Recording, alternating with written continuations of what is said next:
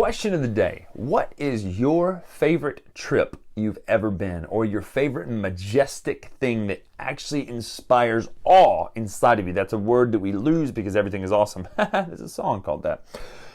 What is something that has inspired true awe? Now, maybe it's something in the smaller scale, like the birth of your child. There's nothing like that moment than when you meet your child for the first time, right? Or maybe it's when you walk out and you see the edge of the Grand Canyon, you see this majestic, awe-inspiring, beautiful, gorgeous place, right? Or maybe you see something huge and enormous and a testament to how humans have been able to build and take these materials and turn them into concrete structures and beautiful things maybe 1,000 years ago, or maybe something even relatively recent, and see the gorgeous, what inspires awe in you. And that's what trekking the world is all about, is about traveling the world, trekking the world, and finding these beautiful places that are awe-inspiring, whether it be in nature or man-made. So let me know in the comments below what's your favorite trip, or what's a favorite moment in life that had just inspired true awe in you. And I don't mean awe, oh, that's cool.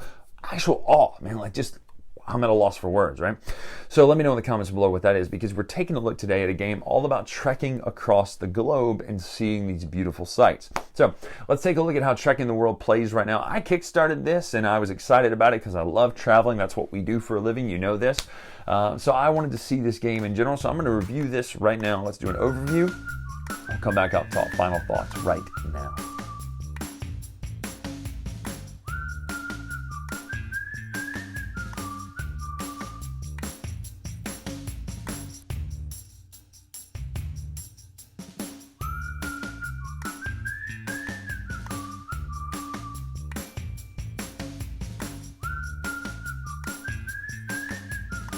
All right, so here is the world map of Trekking the World. It is just a globe with nice rounded corners. I'm going to pick the camera up and show you kind of the map, the layout.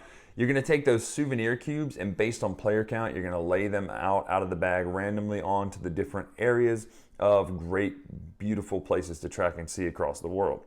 They're going to put your character on one of the airport spaces. You'll see those denoted by the airplane. You're going to lay out these region bonuses face down randomly and put the rest in the box. There's a reminder of what you can do on your turn here, as well as in-game triggers on the board. You also have the journey log. These are the two special actions you can take. They are different each time you play. You pick an A one and a B one, so ours is reserve one destination. Take a tour for 2 fewer icons and gain 3 points. This one says move to the airport in your region, take any cube from that region. So you have to spend cards to do those, but that's what those are. So our basic player area down here, you have your, no, forget that this is not the basic player area. This is just because I'm tight on table space right now. You get a suitcase here with yours, put it on the face up side of which you're playing. So we're playing 2 players. It will change based on player count. You'll then get 3 of these cards dealt to you. You also have a player aid.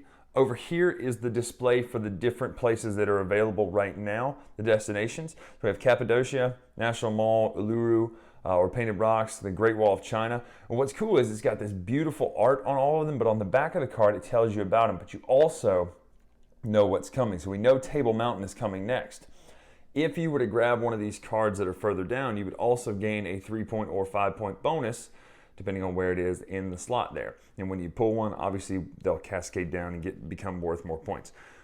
On your turn out here, you're going to move. You must move first. You've got to use a trek card in your hand. You can discard as many trek cards as you want, but here's the catch. You have to move exactly that number. So if I play the 2 and the 1, I can't move 2 trying to free up cards out of my hand. I have to move exactly 3 spaces. So I would move 1, 2, 3 down to Table Mountain, or I could go 1, 2, 3 up to Cappadocia, which is good because now if I had, which by the way, you would take the cube that's sitting there where you stop. These are souvenirs. There are these tiles for the souvenirs. You have the most clothing here, 2 plus. Here, let's go. Most clothing, which are the red cubes, most figurines with the blue cubes, most postcards, and most crafts. These work basically just by, if you have the most, you'll keep this in your area, and if someone surpasses you, they will take it from you, a la Marvel Splendor, like we just talked about in a review I did recently. But at the end of the game, these are worth points too, but for having these cards, but you also gain points down here for having completed columns of these different types of things. So if you have, all 16 of these filled, it's worth 15 points at the end of the game. So it's just a different way to get points. But you move, and let's just say we moved out there to Cappadocia, and I had in my hand a green card and a red card, well then I could take Cappadocia and get those points, and it would become mine in my area to score at the end of the game. Also, the other options, because you do have to move, if you do not have any Trek cards, let's just say you spent all your Trek cards and you don't have any to move, you would then draw 2 from here. The other things you could do, you have to draw 2 from here. Now you can do that even if you don't have, if you're not empty, but the other options are take a tour, which means that you would do one of the, you'd spend Trek cards to gain one of the destinations like I did with Cappadocia up there, and their lists are in the bottom, so that's 3 yellows, a yellow and a green, 2 reds, and a red and a green. You have to spend those. Or you can do the journey action, which means you'll trade in cards of the same icon to do those actions up there. So in this game, it's reserve a destination. The other one is move to an airport and take a cube. So it's just another way to do things on your turn. The game will end, there's a couple region, if you collect the last souvenir in a region, you're going to gain the region bonus, which are these sitting right here. So you'll flip this up, face up in your area. Well, so you'll flip this into your area. This is worth 4 points at the end of the game, so we can do that. You then, at the end game triggers, if the 5th region bonus has been claimed, like those, or if someone collects 5 destination cards, you'll then score points based on this chart right here, which is pretty great. It's your points based on that, points based on most souvenirs, points based on having those total in the chart there. So it's points based on your destination cards, points based on your souvenir cards, points based on if you collected enough souvenirs to get those bonuses, and any extra points you have just sitting there from the region bonus or the card bonus here. But that is how you play Trekking the World. One more thing I wanted to show you was the absolute gorgeous art in this game of all the different places, to the Taj Mahal, Florida Union, Great Barrier Reef. I mean, there's so many places all across the world, and it shows you where they are. There's Kruger in Africa, Fisherman's Bastion. That looks, I'm going to guess that's Spain. Is that Spain? Neo-Romanesque, so I'm going to guess that's not Spain. Hungary. It's in Hungary. Huh? Cool. Halong Bay, the Terracotta Army, Milford Sound. Yeah, New Zealand, okay. There's Grand Canyon, Sydney Opera House. We know that one, obviously. Chichen Itza. Serengeti, that's gorgeous. Alhambra, the game. Cliffs of Insanity, no. Borobudur, I don't know. Teotihuacan, nice. Colosseum, the Eiffel Tower here. Pyramids of Giza, love it. The Acropolis, yeah, it's beautiful. Petra, gotta love it. Inside of there is the Holy Grail, right? Banff, Niagara Falls, Yellowstone, beautiful place. Yeah, Andes. Iguazu Falls, Angkor Wat, Kremlin and Red Square. I don't know where this is. What is this? Oh, it's even got pronunciation. I'm still going to mess it up. It's in Brazil. Old Havana. Look at that. It's gorgeous. Mount Fuji. Christ the Redeemer. That's such a cool statue. Timbuktu. Galapagos. Angel Falls. Jama el Fana. That's in Morocco. Yeah, I was about to say, I knew it's in Morocco. The Sagrada Familia. Look at that. Look at that. See the dice right there? There's a dice right there. Placa Stolen. I'm going to guess that's in, come on, let's see. Oh, okay, no, it's in Norway, so it's not going to be pronounced like that. Victoria Falls, Mysore Palace, Table Mountain, National Mall, Uluru, or the Painted Rocks. That's what I'm saying. I've never heard it called Uluru. I'm sure that's the original term. Great Wall of China, and then Cappadocia. I want to say that, yeah. Cappadocia. Cappadocia. Oh, wow. Always had that wrong. According to this pronunciation guide, help me out here. Cappadocia. Cappadocia? Docia. Well, transliterated to the English would be Cappadocia, but that's probably wrong. So that's it. Pretty simple, pretty straightforward, right? It's a lot like Ticket to Ride in the sense that you're going to collect cards, you're going to spin cards. One of the two, right?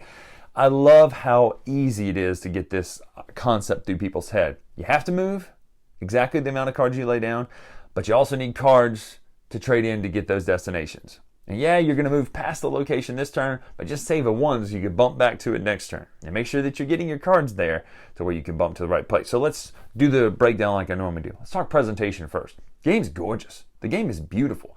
And the map itself is a little boring. Yes, I like that it's rounded corners like a globe. I think that's just the right touch. However, that's not why you're playing this game.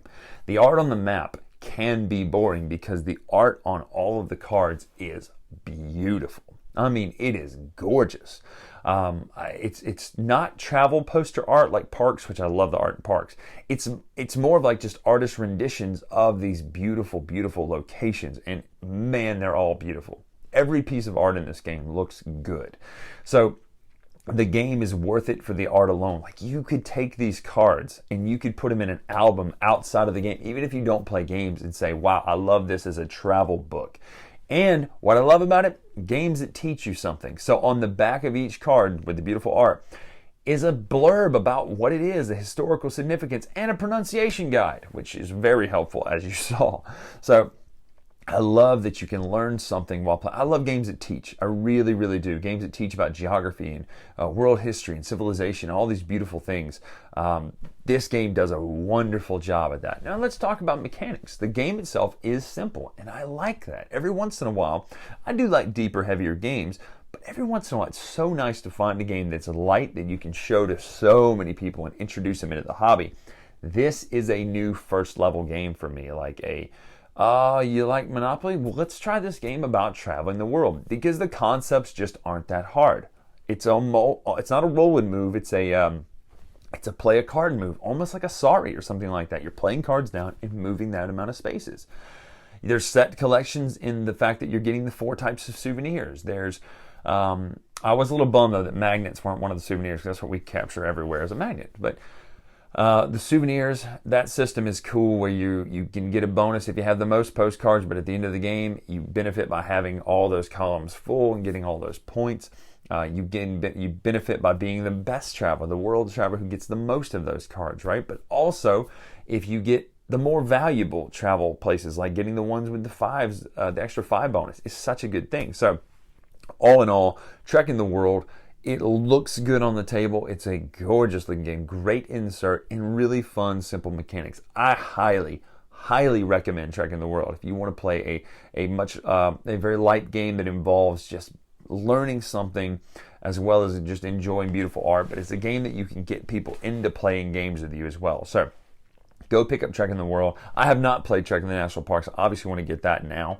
But Trekking the World is a really pretty game. And Trekking the Future apparently is coming soon, or Trekking Through Time, which is interesting. But I really like this one. I really like the way it looks. So I'm a big fan of Trekking the World. Go check this game out. I'm Bryan Drake here on the Dice Tower. Make sure to follow us on Twitter, Instagram, etc. at Dice Tower Bryan. Until next time, we'll see you.